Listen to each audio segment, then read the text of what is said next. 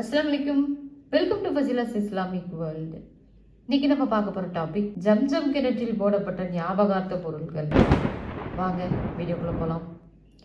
இந்த மாதிரி அடித்து துரத்தப்பட்ட அந்த ஜர்கம் கோத்திரத்தால் போகிற போக்கில் காபத்துல்லாவில் இருந்த பல ஞாபகார்த்த பொருட்களை தூக்கி ஜம்ஜம் கிணற்றில் போட்டுட்டு போனாங்க. ஜம்ஜம் கிணற்றில் அடையாளமே தெரியாத மாதிரி பாலடைஞ்சு மூடி மறைச்சிட்டாங்க.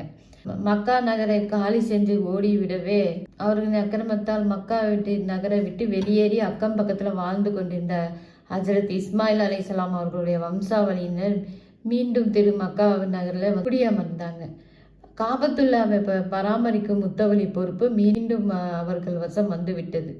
அவர்கள் ஜம்ஜம் கிணற்றை பற்றி கவலைப்படவோ அதை தூர் எடுத்து சுத்தப்படுத்தவோ முயற்சிக்கவில்லை.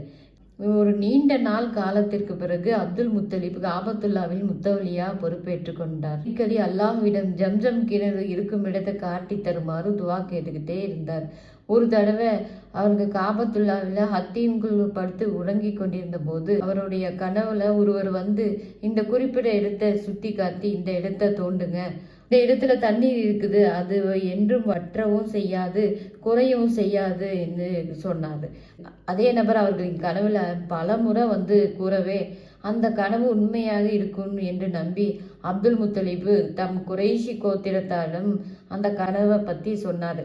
தாம் அந்த குறிப்பிட்ட அந்த இடத்த நான் தோண்டி பார்க்க போறேன்னு சொன்னார். அவர்களின் பேச்சை அந்த கோத்திரத்தை எவருமே நம்பலை. அவங்களுக்கு அந்த இடத்துல தோண்டுவதில் உதவி செய்யவும் முன் வரல. மாறாக அந்த விஷயத்துல பல எதிர்ப்புகளை காட்ட ஆரம்பிச்சாங்க. இப்போதான் நம்ம சேனலை ஃபர்ஸ்ட் டைம் பார்க்குறீங்கன்னா சப்ஸ்கிரைப் பண்ணிட்டு பாருங்க, சப்போர்ட் பண்ணுங்க. அஸ்ஸலாமு அலைக்கும் வரஹ்மத்துல்லாஹி வபரகாத்துஹு.